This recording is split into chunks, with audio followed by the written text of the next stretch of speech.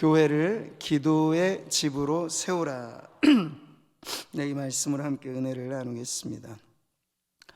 자, 우리가 위기의 시대에 접어들고 또 개개인의 삶 속에 위험한 일을 당할 때마다 하나님의 약속의 말씀을 잊지 않는 것이 너무너무 중요합니다.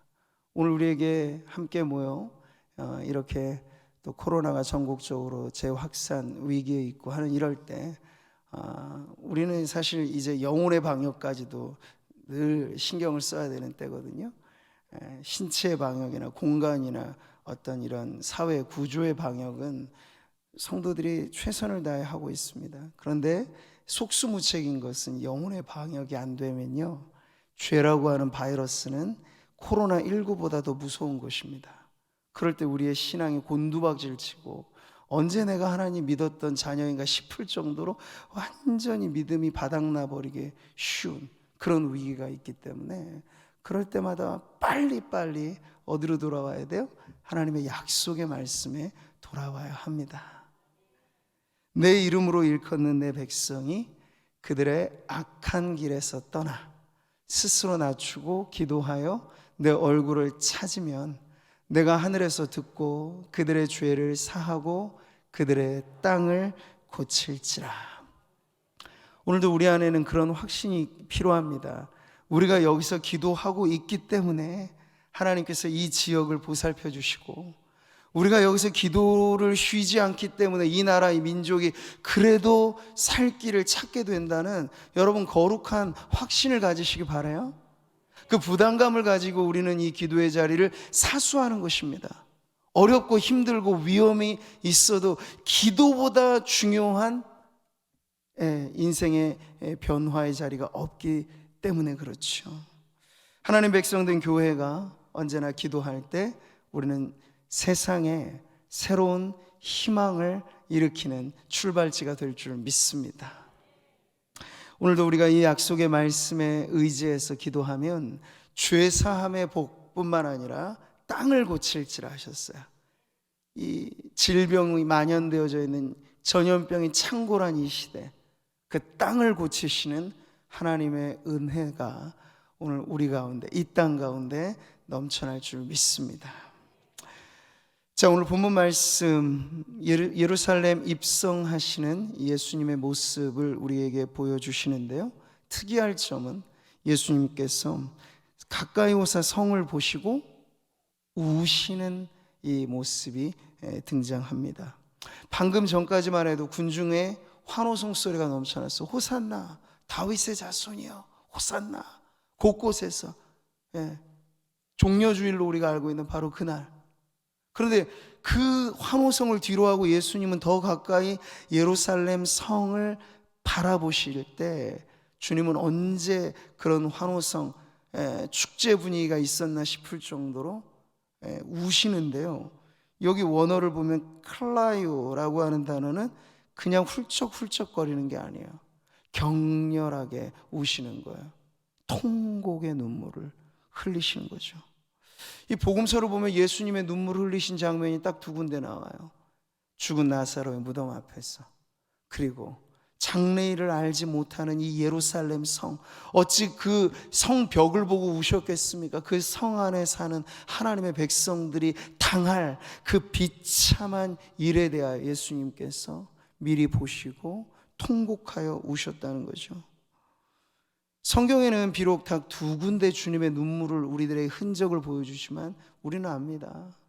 주님도 때로는 울기도 하셨네. 그 찬송처럼 성경에 다 기록되어 있지 않을 뿐이지, 주님이 이 못난 백성들을 생각하며 기도하실 때 어찌 눈물을 안 흘리셨겠어요? 히브리서가 보여주잖아요.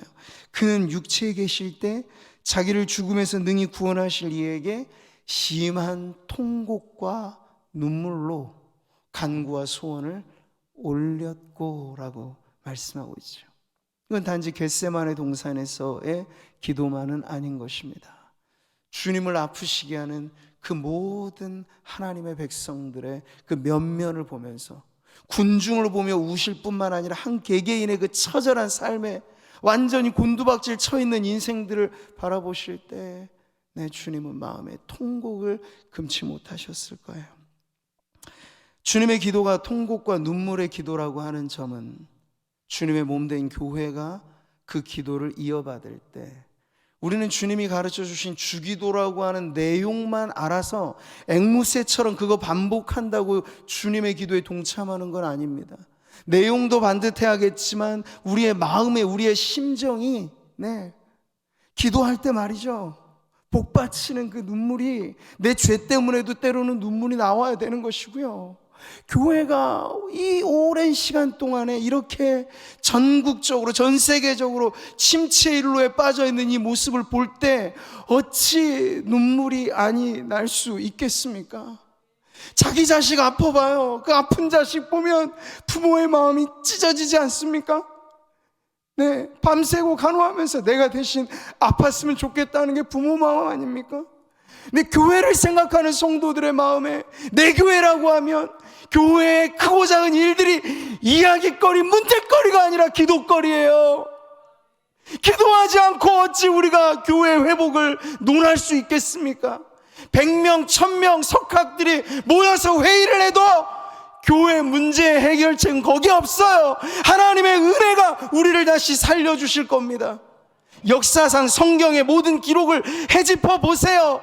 회의를 해서 교회가 살아난 게 아니고 통곡의 눈물로 하나님 앞에 엎드려 간구할 때 내 자식들 살려달라고 에스라 시대에 통곡의 눈물로 기도하니까 살 길이 열렸잖아요. 금요철야의 자리가 저는 그러한 자리가 되기를 바랍니다. 주님도 때로는 울기도 하셨네. 때때로 주님이 울리셨다면 우리 같은 죄인이야, 은혜가 절실한 우리들이 얼마나 더 많은 눈물의 기도가 필요하겠습니까? 우리의 영혼의 생명력을 점검하는 기준은 바로 이런 것이에요. 기도의 현장에 여러분의 마음이 살아있는지, 동하는지 말이죠. 끔찍한 현장을 보면 우리는 다 소스라치게 놀랍니다. 이 땅은 그저 상업화된 너무나 많이 나와서 우리를 무감각하게 만드는 것 같은 많은 어떤 NGO 단체들의 그런 광고들도 사실 하나하나 주목해보면 얼마나 우리의 마음을 짠하게 하고 아프게 합니까? 근데 거기에 무감각해지면요, 아무리 누가 죽어나가고 누가 힘들다고 아우성을 쳐도요, 그건 저 사람의 일일 뿐이고 나는 나대로 사는 것이다. 완전히 별개가 되면 눈물 하나 없이 아주 메마르게 우리는 이 어렵고도 힘든 시절을 걸어갈 수도 있다는 거예요. 그러니 사랑하는 성도 여러분, 저는 오늘 눈물을 흘리시는 주님의 이 모습 속에 우리가 보여지기를 바랍니다. 그리고 우리의 눈망울에도, 우리의 기도에도 다시 한번 가정을 위해서 기도하시든, 가족을 위해서 기도하시든, 교회를 위해 기도하시든, 나라와 민족을 위해 기도하시든, 우리의 마음이 살아나서 우리의 눈물이 그냥 하늘로 송달되는 게 아니에요. 우리의 기도가 말이죠, 그 눈물을 타고 하나님께서는 우리의 기도를 받아주실 텐데, 하나님, 우리가 주의 보혈로도 우리의 마음을 씻겨야겠지만 이 메마르고 건조한 우리의 영혼이 눈물의 기도로도 씻겨지게 하옵소서. 그런 마음으로 주님 앞에 나아가기를 소원합니다. 이르시되 너도 오늘 평화에 관한 일을 알았더라면 좋을 뻔하였거니와 지금 내 눈에 숨겨졌도다. 여러분 보세요, 이것이 주님이 눈물을 흘리신 이유죠. 예루살렘 성, 여러분 그 성은 어떤 성입니까? 시편에 많은 찬양들이 그 성을 이렇게 말해요. 예루살렘을 위하여 평안을 구하라. 예루살렘을 사랑하는 자는 형통하리로다. 큰 임금의 성이라고도 불렸고 하나님의 백성들이 모여 사는 그 거룩한 성 예루살렘. 그래서 우리는 새하늘과 새 땅의 비전도 바로 이 옛 예루살렘의 상징이 그렇게 실현돼요. 새 예루살렘이라고 표현할 정도로 말이죠. 평화의 성이었습니다. 그런데 여러분, 이 성에 기대할 만한 평화가 지금 없는 거예요. 특별히 예수님께서는 장차 그들 앞에 예수님이 십자가에 못 박혀 죽으시고 이제 한 세대가 채 지나기 전에 일어날 끔찍한 사건을 미리 내다보시면서 평화가 짓밟히는 그 땅의 도성의 백성들의 그 안타까운 삶의 모습에 눈물을 흘리신 것이죠. 본래 평화의 성이었으나 그 성에 거주하는 사람들의 들끓는 죄 때문에 성이 오염되어져 버린 거예요. 여러분, 공간이라고 하는 건 무엇입니까? 공간은 원래 비어있는 것이거든요. 그러니까 비어있는 공간에 뭔가가 채워질 때 변화가 생기는데, 거룩한 공간이라고 만들어 놓았는데 그 공간 안에 죄인들이 들끓기 시작하면 그 공간이 거룩한 공간이 되는 게 아니라 죄인들의 소굴이 돼버리는 거예요. 지금 예수님께서는 바로 그렇게 거룩한 성도, 거룩한 성전도 죄인들에게 짓밟혀버리게 될 그 역사의 운명 앞에 예수님의 통곡을 금치 못하시는 그런 장면을 보여주고 있는 거죠. 그 옛날 이스라엘 백성에게는 바벨론 유수라고 하는 뼈아픈 사건이 있었습니다. 성전이 회파됐죠. 근데 그 역사를 통해 그들이 교훈을 얻었는가 하면 그렇지 못했던 거예요. 다시 돌아왔는데, 돌아와 제 고향을 찾아왔는데, 그럼에도 불구하고 여전히 지금 번듯하게 미문이라고 불려진 아름다운 성전문을 만들고, 헤롯이 오랜 시간과 재정을 막대하게 투자해서 헤롯 성전이라고 불리는 제3성전 시대도 이루어지게 되었음에도 불구하고 그 성전 안에 거하는 이들이 온통 죄인들밖에 없어서 성전이 성전답지 못해지게 되는 이런 문제 앞에 예수님께서 통곡하셨다 하는 것이죠. 예수님의 통곡의 눈물에는 그만한 사연이 있는 것입니다. 그 성 안에 있는 사람들, 자기 사리사욕의 눈먼 지도자들, 예나 지금이나 대의 명분은 훌륭하지만 그 속내는 너무나 음흉해서 사리사욕만을 목표로 백성들을 강탈하는 그 지도자들, 진리를 거짓으로 바꿔버리는 거짓 선지자들, 직함이나 이름이나 모든 것 선지자인데 하는 일들은 하나님의 진리를 거짓 것으로 바꿔버리는 그들, 그 모든 사람들이 그 성 안에 헤집고 다니는 거예요. 자기 배만 채우는 종교 지도자들, 그 점점 더 자기들만 지옥 가는 게 아니고 하나님의 백성들까지도 지옥으로 끌고 내려가는 그 형국의 모습을 보면서 예수님께서 이 독사의 자식들아 라고까지 호되게 말씀을 하셨던 그 사람들이 그 성을 가득 메우고 있으니, 여러분, 그 성이 아무리 거룩한들, 그 성이 아무리 평화의 성이라 이름한다 한들, 그 성의 주인 노릇하며 살아가는 사람들의 그 모습으로 인하여 그 성이 짓밟힐 운명에 처해 있어서 예수님은 그 성을 보시고 통곡하셨다 하는 것입니다. 그리고 주님은 십자가 지는 길에서 이렇게 말씀하셨죠. 예루살렘 딸들아, 나를 위하여 울지 말고 너희와 너희 자녀를 위하여 울라고 말씀하셨어요.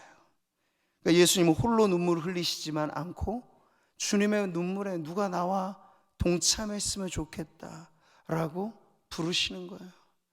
아마 지금 그 시대뿐만 아니라 지금 이 시대 우리의 하나님의 마음, 그 마음을 채워드리기에 적합한 일꾼이 누가 있는가 생각해보면 그것은 주님의 마음을 닮아 주님이 아파하실 때 함께 아파하고 주님의 눈물 흘리실 때 함께 눈물 흘리며 기도하는 백성들이 우리 하나님의 마음을 채워드리는 그러한 주의 백성이 될 줄 믿습니다. 여러분, 지금 우리는 코로나가 만들어 놓았다고는 생각하지만 일찍이 이 세상 사람들이 온갖 죄로 가득히 도시를 채웠고 지구라고 하는 이 아름다운 하나님의 작품 세계를 우리가 마음껏 헤집어 놓아서 지금 우리가 당하는 여러 가지 많은 고초가 우리뿐만 아니라 피조물이 함께 탄식하게 만드는 그 죄악 가운데 우린 겹겹이 에워싸인 문제에 지금 완전히 이도저도 못하는 창살 없는 감옥에 꽉 갇혀버린 경제 문제, 사회 문제, 정치 문제, 안보 문제, 어느 것 하나 문제 없는 곳 찾아보기 힘든 이 만신창이와 같은 이 우리의 모습이 우리로 하여금 요구하는 것, 바로 주님의 기도에 동참하라는 겁니다. 가만히 내버려 두면 불나방이 불을 향하여 돌진하는 건 뻔한 거잖아요. 타들어가는 죽음밖에는 없는 것인데 가만히 내버려 두면 이 죄악이 가득한 도성에 무엇이 있겠습니까? 하나님의 진노가 불의로 진리를 막는 모든 사람의 경건치 않음과 불의에 대하여 하늘로조차 임한다고 말씀을 하셨다면, 여러분, 경제 여러 가지 우리의 살 길을 5년 뒤 10년 뒤 말하지만 이 죄악 가득한 인간의 문제가 하나님 앞에 회개되어지지 않고 정치 지도자들이건 교회 지도자들이건 예수 안 믿는 불신자들이건 예수 믿는 성도들이건 하나님의 영광을 촉범하는 그 죄로 인하여 회개하지 않으면 쌓아둔 하나님의 진노가 때가 되어 임하게 될 것입니다. 여러분, 그것을 피할 길이 다른 길이 없어요. 하루빨리 회개하고 우리 자신만 회개할 뿐만 아니라 우리가 기도하는 이 자리에 그들 스스로 기도하지 못하는 가족들을 끌어안고 회개해 주는 거죠. 그게 중보기도 아닙니까? 그게 도구의 기도죠. 가장 절실한 걸 구해주는 기도. 그 죄 문제가 하나님과 멀리 사이를 냈는데 이 죄 문제 빼고 다 가지고 있다고 한들, 돈 갖고 명예 갖고 권력 있다는들 하나님의 영광에 촉범하는 그 죄가 해결되지 않는 인생 위에는 하나님의 진노가 머리 위에 이미 쌓여져 있는 거예요. 시간의 문제일 뿐. 근데 우리가 그들을 바라보면서 돈 많아서 부러워하고 높은 지위에 있다고 부러워하고 성도들이 어찌 그것을 부러워해야 될 게 있겠습니까? 오히려 안타까운 마음을 가지고 저 돈 가지고 뭐 할까? 하나님이 부르실 때 10원 한 푼 가져갈 수 없는 저 돈 가지고 뭐 할까? 근데 여전히 돈 벌기에 혈안이 되어 있고 돈 없어서 중내산해하고 그러한 인생들을 바라볼 때 성도들의 마음이 찢어져야 하지 않겠습니까?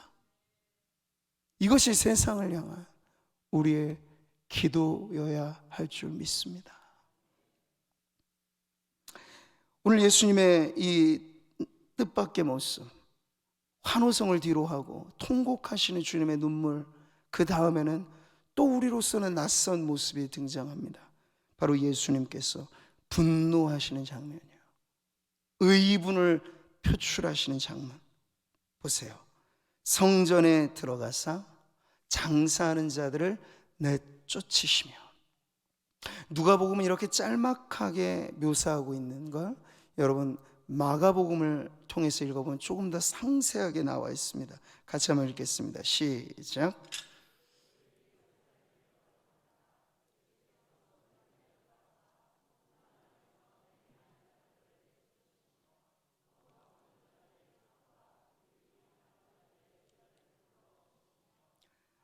아무나 물건을 가지고 성전 안으로 지나다님을 허락하지 아니하시고.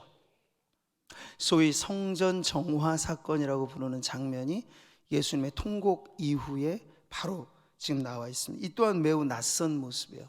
평소 인자하기만 했던 우리 주님, 자애로우신 우리 주님, 근데 이렇게나 격한 감정을 표출하신 적이 사실상 없어요. 왜 그러셨을까요? 그만한 이유도 없는데 주님이 흥분하셨을 리가 없잖아요. 그 이유가 무엇입니까? 이유는 분명해요.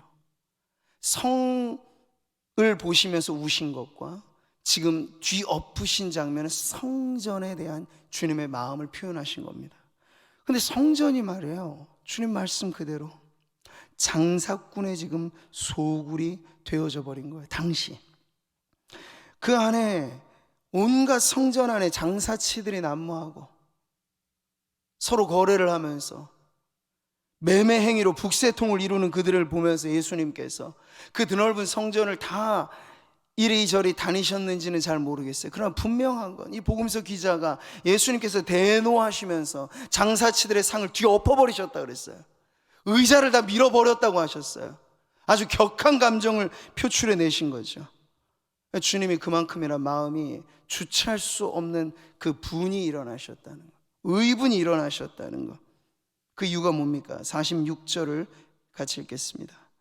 그들에게 이르시되 기록된 바 내 집은 기도하는 집이 되리라 하였거늘 너희는 강도의 소굴을 만들었도다 하시니라. 예수님의 이 행동을 일컬어 예언자적인 상징 행동이라고도 표현을 합니다.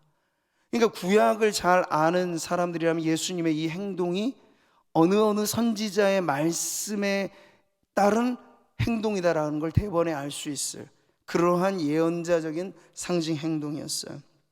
먼저 여기 강도의 소굴로 만들었다 하는 것은 구약 예레미야 선지서에 나오는 이 말씀에 따른 것입니다. 내 이름으로 일컬음을 받는 이 집이 너희 눈에는 도둑의 소굴로 보이느냐? 보라, 나 곧 내가 그것을 보았노라. 여호와의 말씀이니라.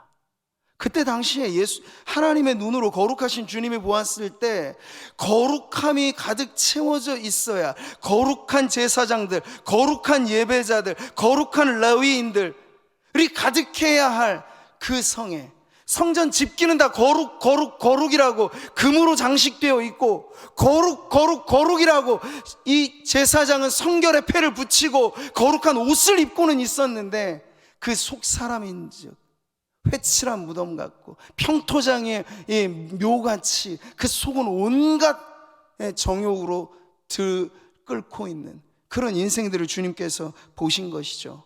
그래서 말씀하시기를 이건 더 이상 성전이 아니다.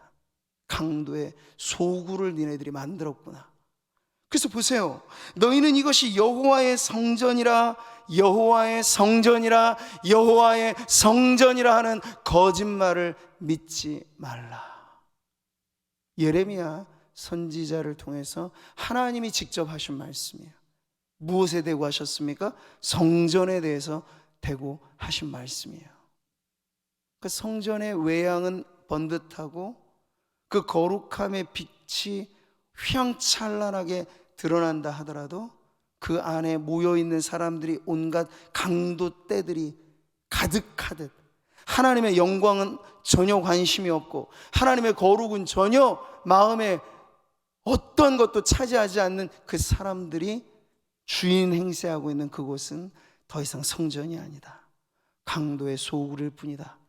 이렇게 파격적으로 주님이 말씀을 하신 겁니다. 여러분, 거룩함이 사라진 곳, 그것을 성전이라고 말할 수는 없어요. 그러니까 성전은 이미 구약시대에조차 외형의 건물보다는 더 중요한 내용이 성전을 성전답게 했다는 걸 알 수 있는 거죠. 그게 뭘까요? 성전을 가득 채우는 하나님의 영광입니다.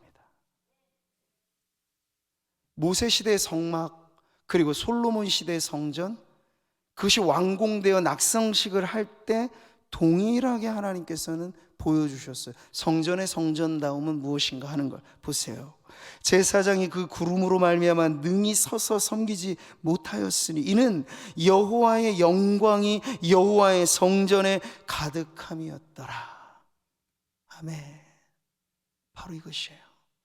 성전을 성전답게 하는 가장 중요한 그 안에 하나님의 영광.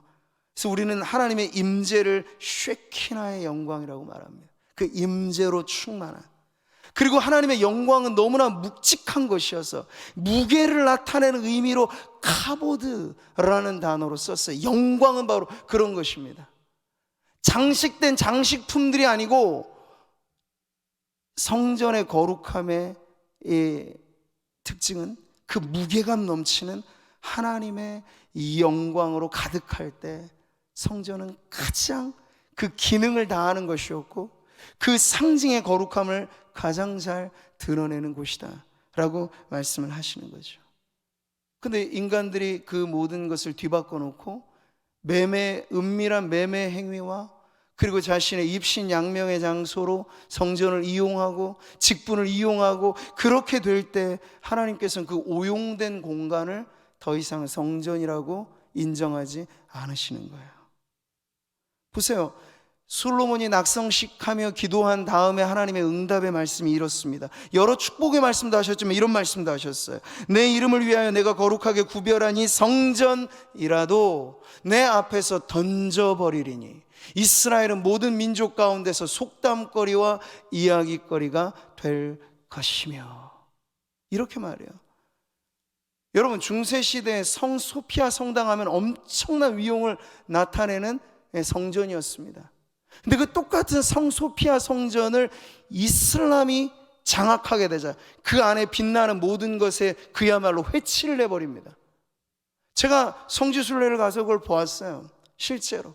그래서 다시 그것을 보고 난 다음에 그걸 벗겨나는 작업을 했는데, 정권이 바뀌면서 다시 성소피아 성당을 무슬림 사원으로 완전히 바꾸어 놓아버리니까 이 건물이, 처음에는 이게 성전이다, 그는 말하기를 솔로몬 내가 당신을 이겼노라 라고 말할 정도로 교만하게 아름다운 성전을 만들었다고 자랑했던 그 사람의 그 과업이 지금 보면 더 이상 하나님의 영광을 찾아볼 길 없는 이교도들의 성전이 되어져 버린 걸 우리는 보는 것이죠.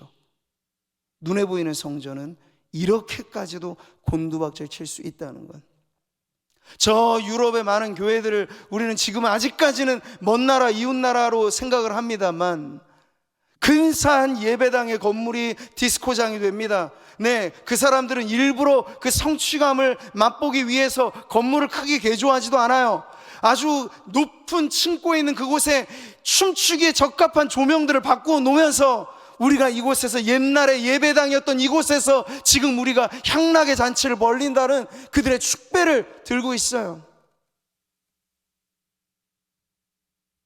아무리 거룩한 성전이라도 하나님의 영광이 떠나가 버리면 돌 하나 돌 위에 올려놓을 길 없이 처절하게 회파당하는 것이 바로 역사상 예루살렘 성, 그리고 예루살렘 성전의 그 비참한 역사였습니다.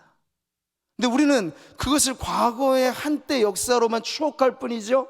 근데 오늘날 우리들의 인생 가운데, 오늘날 하나님의 교회라 불려지는 이 많은 교회들 가운데 하나님께서 동일한 원리로 성전의 주인이신 하나님의 영광을 찾아볼 길 없고, 오히려 그것을 받들어 섬겨야 할 성도들과 일꾼들이 온통 관심이 하나님의 영광을 떠나가 버려 있을 때, 하나님께서는 언제라도 그 촛대를 옮기신다 말씀을 하시는 거예요. 보세요.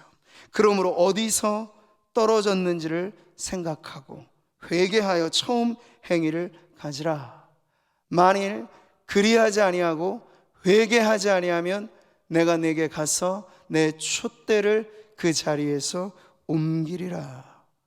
이게 바로 주님의 말씀입니다.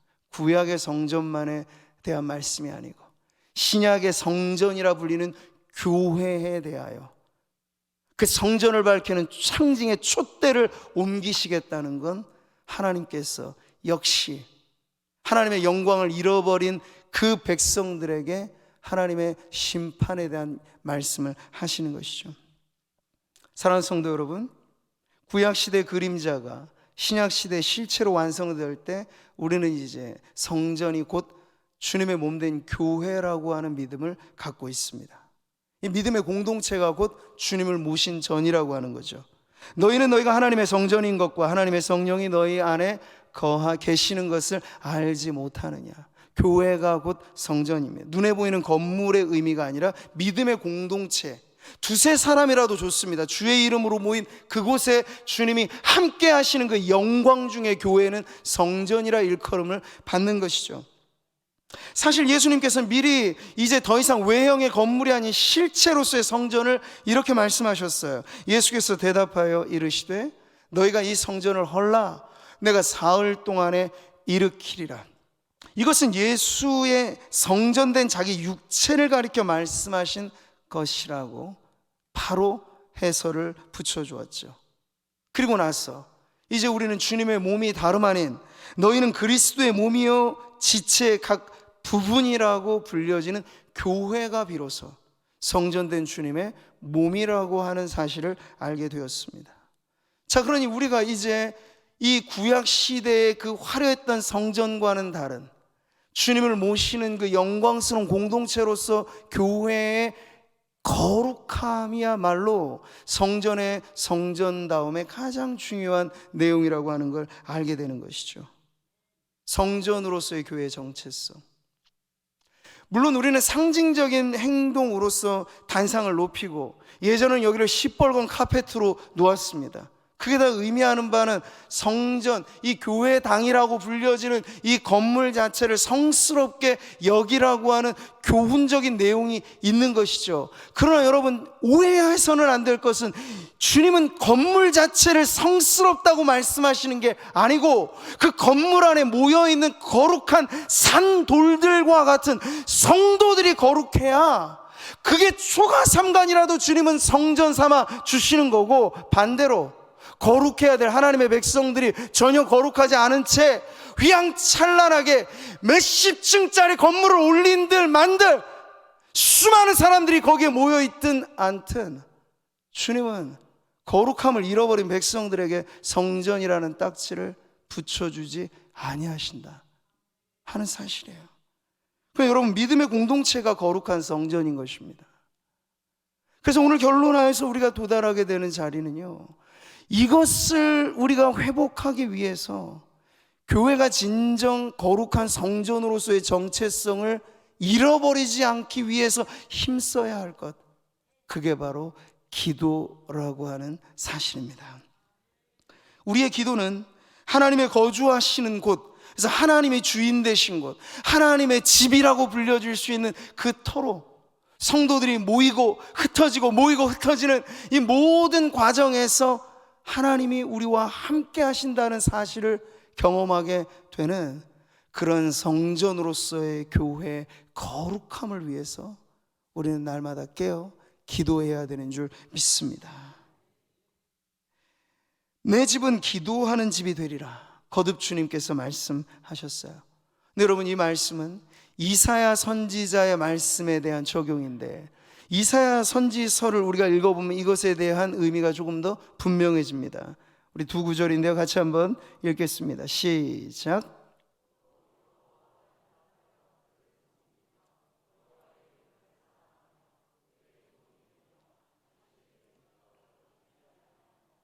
나의 언약을 굳게 지키는 이방인마다 내가 곧 그들을 나의 성산으로 인도하여 기도하는 내 집에서 그들을 기쁘게 할 것이며 그들의 번제와 희생을 나의 제단에서 기꺼이 받게 되리니 이는 내 집은 만민이 기도하는 집이라 일컬음이 될 것임이라.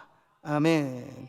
하나님의 성전을 말씀하시기를 내 집은 기도하는 집이라고 말씀하셨고, 그 집에서 누가 기도하냐라고 했을 때 만민이 기도하는 집이라. 이미 이 말씀에서부터 주님은 단순히 유대인이냐 아니냐의 혈통적인 기준이 아니라 하나님의 백성이냐 아니냐는 아브라함이 가졌던 그 믿음과 같이 우리도 믿음으로 주님을 따르게 되면 하나님은 유대인이냐 이방인이냐의 차별이 아니라 믿는 자냐 그렇지 않느냐의 기준을 따라 너는 내 백성이라고 하는 말씀을 하신 거예요. 자, 그래서 우리는 만민이 기도하는 집으로서의 성전을 위하여 기도할 때 먼저는 우리가 축복하기를 금요 철야 때마다 우리가 충분하리 많지 하지는 못하지만요, 왜냐하면 우리 코가 석자이기 때문에 내기도 하기에도 급급하고 사실 어렵습니다. 그럼에도 불구하고 우리가 교회로서의 정체성, 기도하는 집으로서의 그 거룩함을 나타내는 기도의 제목은 하나님 이곳에서, 그리고 하나님의 나라가 쭉쭉 뻗어나가서 만민이 주님의 집으로 돌아와 주님을 예배하게 하시고 주께 기도하게 하소서. 바로 열방이 주께로 돌아오는 일을 두고 우리가 기도하는 것이야. 말로 내 집은 기도하는 집이다 라고 말씀하신 그 뜻 그대로 성전으로서의 거룩함을 주님 앞에 구별하여 드리는 길이 될 것입니다. 그러니까 우리는 그런 비전을 가지고 오늘도 내일도 앞으로도 그렇게 기도해야 할 것입니다. 그 옛날 이 외국 땅에서 우리나라가 생경하고 정보조차도 없었던 이곳에 선교사들이 발을 내딛었을 때 그들이 보았던 환상과 비전은 그것 아니겠습니까? 당장엔 안 보여도 믿음은 바라는 것들의 실상 보이지 않는 것에 증거라 하였으니 그 말씀만 믿고 이 조선이라고 하는 땅에 주의 교회를 세우시고 주님의 나라가 이루어지기를 바라요. 들어왔던 그 수많은 선교사들의 피 흘림과 그 노고의 힘입어 오늘 우리가 여기까지 왔는데, 이 복음의 은혜에 빚진 우리가 그 빚을 갚는 비결은 우리 역시도 열방을 주님께로 돌이키게 하는 그 일에, 만민이 기도하는 집으로 교회가 곳곳에 세워지는 그 일을 두고 지금은 기도하고 또 선교사를 통해서 그 일을 감당하게 하고 하면서 하나님의 나라를 점점 더 열방 중에 이루어가는, 그것이 오늘도 우리가 사명을 갖고 기도해야 할 제목인 줄 믿습니다. 너희는 택하신 족속의 왕같은 제사장들이요 거룩한 나라 그의 소유가 된 백성이니 이는 너희를 어두운 데서 불러내어 그의 기이한 빛에 들어가게 하신 이의 아름다운 덕을 선포하게 하려 하심이라. 너희가 전에는 백성이 아니더니 이제는 하나님의 백성이요 전에는 긍휼을 얻지 못하였더니 이제는 긍휼을 얻은 자니라. 우리도 그와 같은 줄 믿습니다. 전에는 이방인이었어요. 근데 지금 하나님의 백성이 되었어요. 하나님은 이제 하나님의 백성된 우리들을 통해서 아직도 주님의 품에 돌아오지 않는 이방인들, 그들이 돌아오도록 우리가 기도하는 집이 되라고 말씀하고 계십니다. 저는 계속해서 금요철야를 통해 성도들과 이 비전을 나누고 이 은혜를 나누고 싶은 것입니다. 하나님께서 세우신 우리 구미상모교회가 건재하는 그날까지, 우리 주님 다시 오시는 그날까지 우리가 사명으로 붙들어야 될 기도가 있으니, 그 기도는 그저 우리 교회 하나 잘되게 하옵소서 그게 아니고, 하나님 아브라함에게 주신 복이 너로 말미암아 천하 만민이 복을 받게 하려 하시는 게 하나님의 완전하신 계획인 것처럼, 하나님 오늘 우리 교회를 통해서 만민이 기도하는 집으로 하나님 변화되게 하여 주시옵소서. 이것이 우리도 살고 세상도 살리는 길이 되는 줄 믿습니다. 오늘 주님의 통곡으로부터 주님의 의로우신 분노를 우리가 보면서 하신 이 말씀을 우리의 마음에 새기면서 주님의 마음 우리의 마음이 되고, 주님의 그 열심, 성전을 향한 열심이 나를 삼키리라 하였던 그 말씀과 같이 그 거룩한 주님의 열심이 교회에 반드시 있어야 할 것과 교회에 반드시 몰아내야 할 것의 구별을 아셔서, 있어서는 안 될 것이 교회에 자리 잡을 때 우리 역시도 주님의 마음으로 그것이 내 안에 들어와 있는 세속의 때일 수도 있어요. 교회 공동체 안에 들어와 있는 세상적인 생각일 수도 있어요. 그럴 때 우리는 먼저 우리의 마음을 치면서 화로다 나여 망하게 되었도다, 이사야 선지자의 그 통곡처럼 우리도 주님 앞에, 주님 내 때 묻은 이 심정을 주님의 보혈과 눈물의 회개로 씻겨 주옵시고, 그리고 여전히 하나님의 은혜로서만 해결될 수 있는 이 교회의 침체 늪에서 구원하시는 하나님의 역사가 오늘도 우리가 눈물 뿌려 기도하는 이 교회를 통해서 이 땅 전역에 일어나게 하옵소서 라는 그 기도에 저와 우리 성도님들이 함께 나아가게 되기를 바랍니다.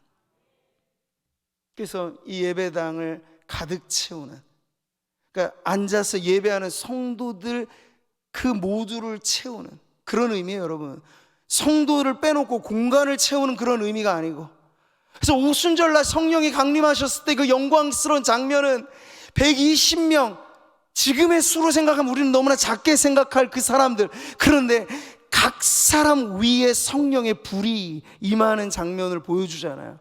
공간에 대한 의미가 아니고 그 공간을 채운 성도들에게 성령이 임하실 때 교회는 거룩한 백성이라 일컬음을 받게 될 것입니다. 오늘 기도할 때 그러한 사모하는 마음으로 성령의 불꽃이 내게도 임하기를, 성령의 불이 여기 모여 기도하는 우리에게 번지기를, 기도하는 성도들이 그 교회의 10분의 1이라도 성령의 불을 받아 번져가기 시작하면요, 아무리 마른 뼈처럼 죽어있는 교회라도 하나님께서는 그 10분의 1의 성도들을 통해서 완전히 전복되는 변화를 일으키시는 분인 줄 우리는 믿습니다. 우리의 소망과 우리의 희망은, 그래서 기도의 자리를 지키고 기도하는 것을 사명으로 여기는 성도들에게 성령의 불이 임하는 것이고, 그 불을 받은 성도들이 퍼지고 퍼져서 다시 식어진 마음에 불을 지피는 은혜의 불쏘시개가 되는 것입니다. 그렇게 오늘 저와 여러분이 은혜의 보좌 앞에 나아가기를 주님의 이름으로 축원합니다.